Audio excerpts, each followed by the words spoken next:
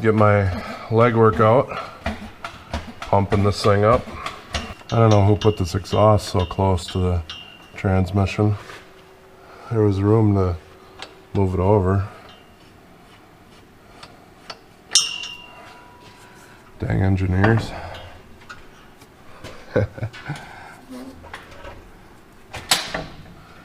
Might as well get the chain out of the way. I have the ratchet strap on there. Should be good. Sometime I should make a different holding cradle device thing for this. This one isn't very good. That's what came with it.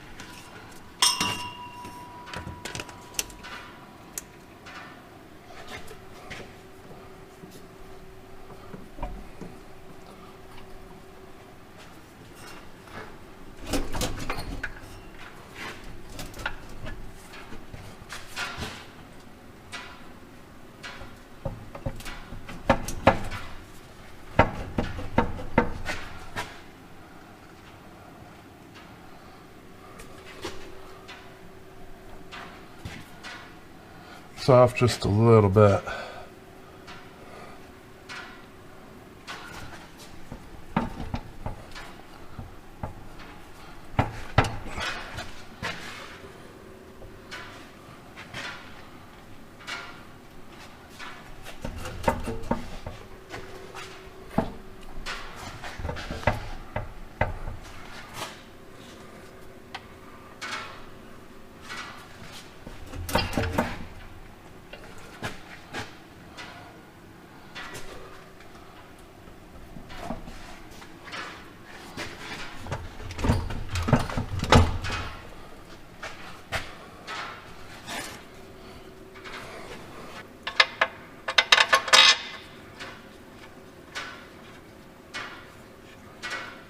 There, that one started.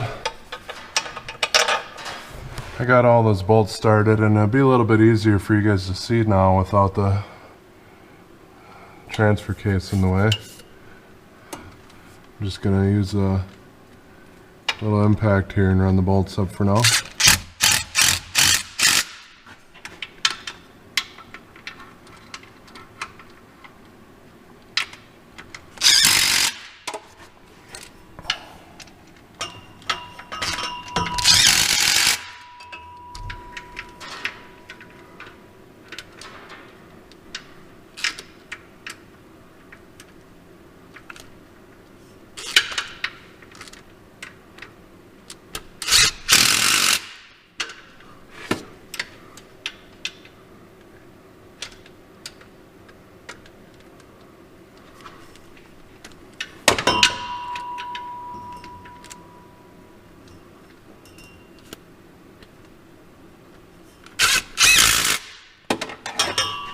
And I'll come back and snug them up with a hand wrench. Well, I went and skipped ahead on some of the stuff. Pretty standard stuff you guys have seen before, seen me do it before. Get the rear drive shaft put in. Transfer case. The wiring hooked back up. I did install a new transmission mount to 884. Kind of messed up there because I had a old one sitting here. And I don't remember why I did not use this, but since I bought the new one, I put it in.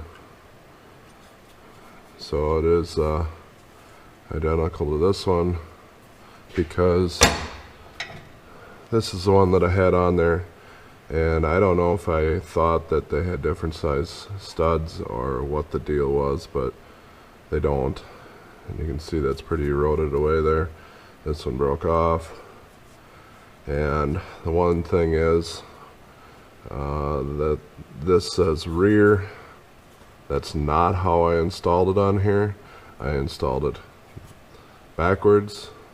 That's the way I had it before, because the hole's offset. So I gained, I don't know, a ½ inch or so. So the transmission is actually slid back a little bit. That way I didn't have to re-drill any holes for the cross members. So I got that ½ inch. It's a real tight ½ inch. The transmission mount is all the way back in the holes on the bracket on the mount, plus it's reversed. So I probably gained about with the slop in the holes and the mount turned backwards, about an inch over where it was originally. So I didn't have to re-drill the holes when I put the Cummins in and 5-speed. When I originally did the swap, I did have to have this drive shaft shortened a little bit. I never actually shortened the front one, or lengthened it, sorry. It seemed to have plenty of travel. I extended it out a little bit. We'll see if I run into more troubles with that, because it does have a tight U-joint right now, but I don't think I replaced it when I did the swap. So I have a new one that I'll be putting in there. But I'm gonna go and plug in the clutch for you here.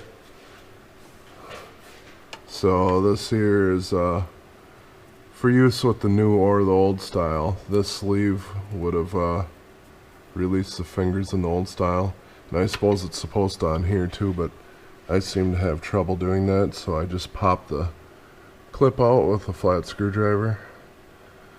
But it should just pop right in there.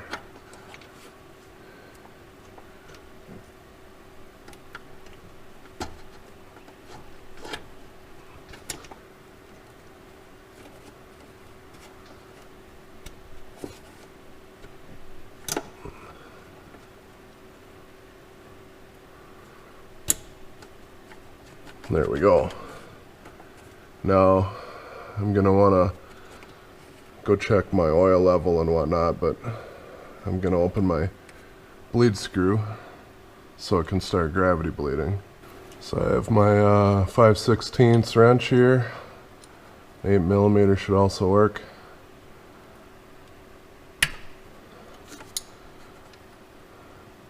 Let's crack that open, and then we'll go up on the top side.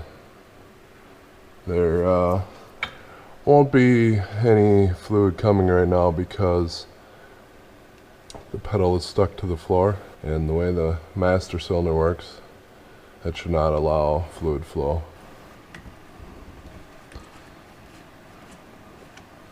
So for this, I'm going to take the rubber out, set that off to the side, because I want to fill it fuller than what I'll go with the rubber in there.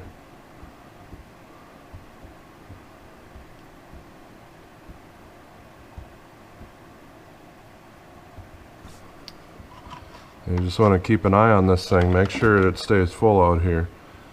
If it goes empty, you gotta start over. Now, I told you guys that the pedal is stuck to the floor, so we gotta pull that up by hand. Then it should be able to gravity.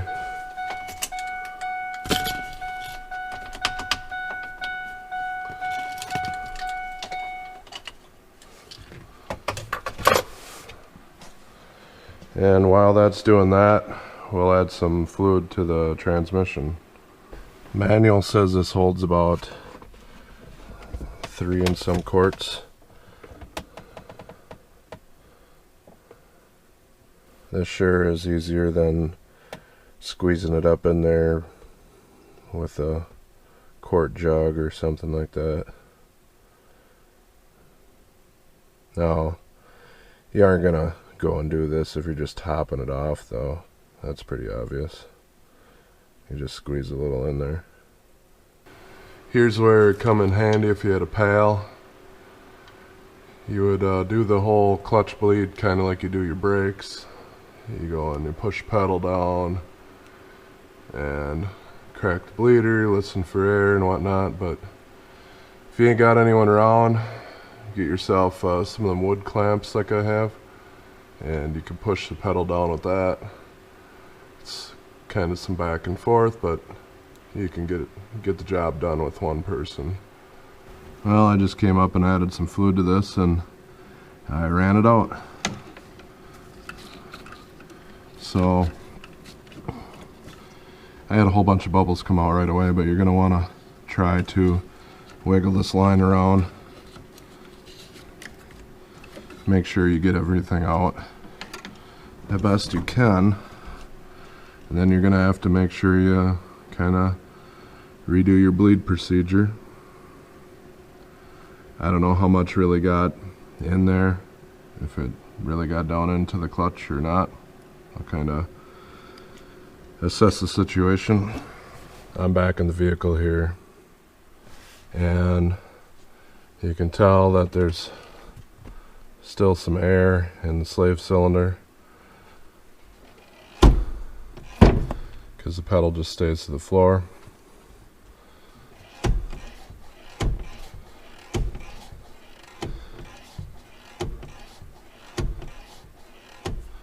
I'm going to go back and crack that line a little bit, see if I got a whole bunch of air in there from when I ran the reservoir out.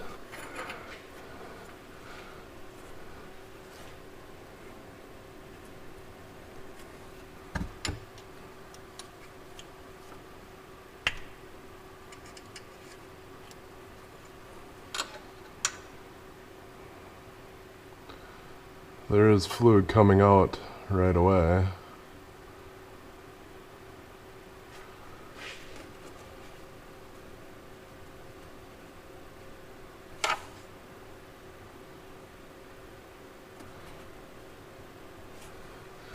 So the thing it might be, it probably is, I'll show you on this broken one.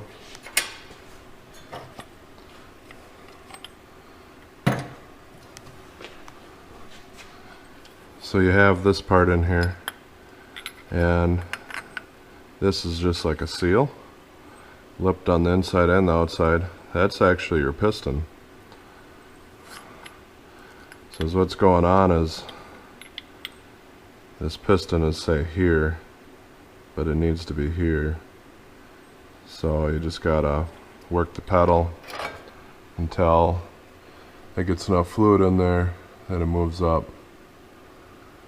Might be able to do it with a vacuum pump or whatever. I'll just try pumping the pedal a few times and see what happens first.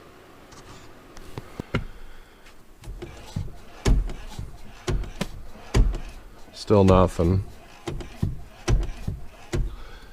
I've already had to hold like a pry bar against the throw out to get a little bit of pressure to get this to start working right. Well, then you pretty much got to have two people.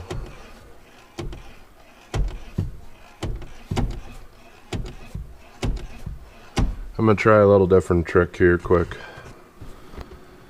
Some people might go completely batty when they see what I'm about to do here, but there's a tiny little hole in this cap.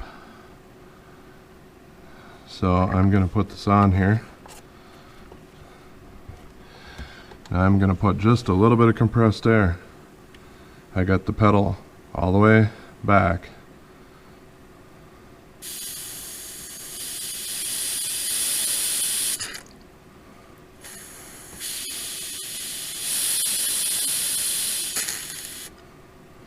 Just trying to fill up the slave, push it out. I've been going back and forth with my bleeding procedures, and I did do the air trick another time, which was actually somewhat successful this time.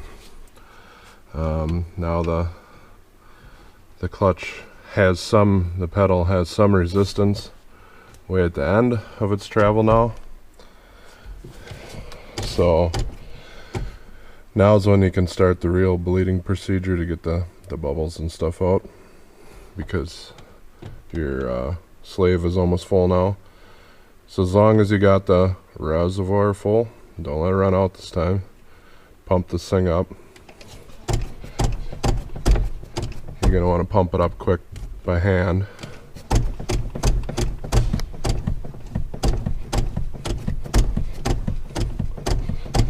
Get it to feel as firm as you can. See, now it's about half.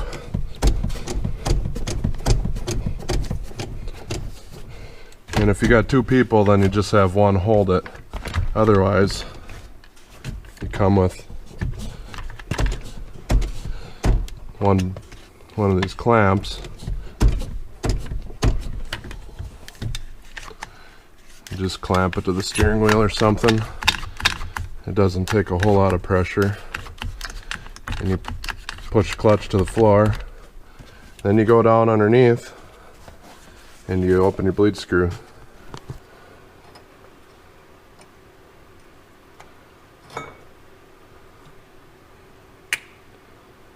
There's a little air, some milkiness. So what that is, it's a fluid that's full of air bubbles.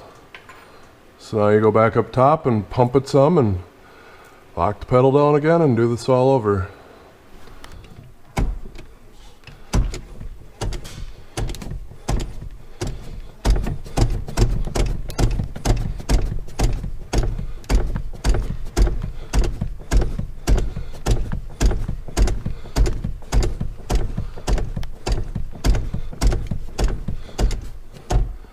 It's getting a fair amount firmer.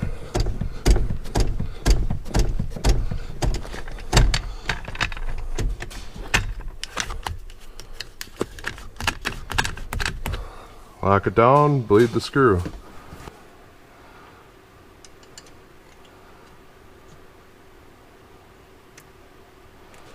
There's some more air.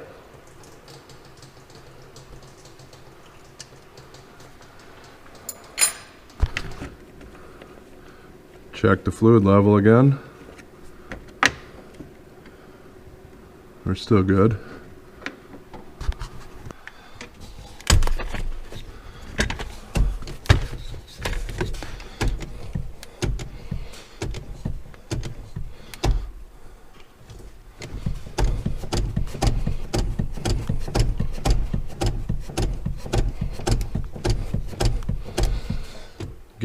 Get your arm workout today.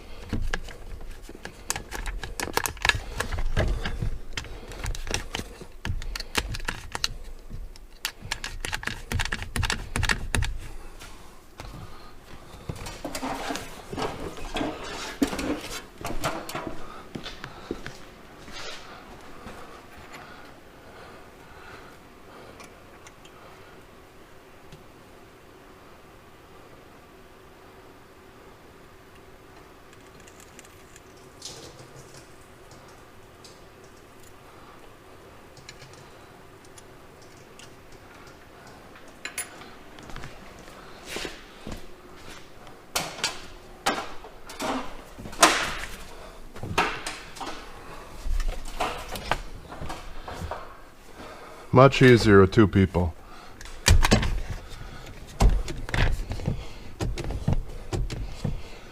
Now we're really starting to get some clutch. It's almost all the way. I'll do this a couple more times and call it good.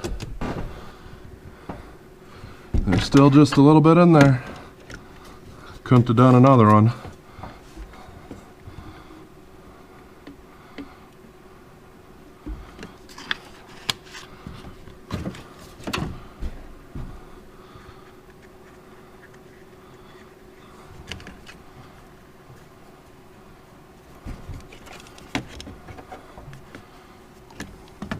Make sure you overfill it and drip brake fluid all over the place. Because who doesn't love brake fluid all over everything?